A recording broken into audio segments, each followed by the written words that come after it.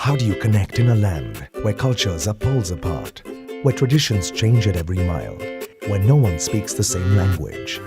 How do you connect in Northeast?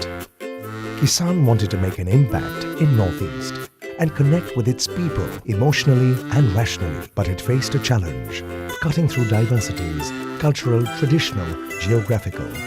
The state of mass media did not help either. TAM is badly represented. GEC is ineffective. Print radio and outdoor penetration is poor. Kisan needed a miracle to make inroads in this untapped market. And the answer came from the heavens itself. Churches. Christianity is a major religion in Northeast. It binds people like no other. So Kisan decided if it wanted to connect with its consumers, it had to be where they all assembled. And it was on Christmas. With a strategy to charm and engage its consumers, Kisan created the Make-A-Wish campaign. Kisan went to all major churches and added joy to everyone's celebrations.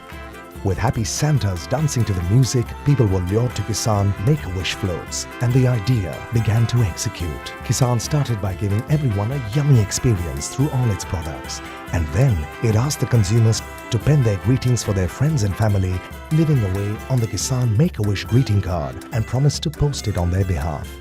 It did, and even added a surprise gift. For those who Kisan couldn't touch at churches, it activated the campaign at several retail stores too.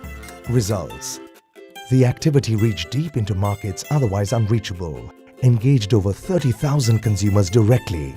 Another 30,000 households received Make-A-Wish greeting cards and discount vouchers.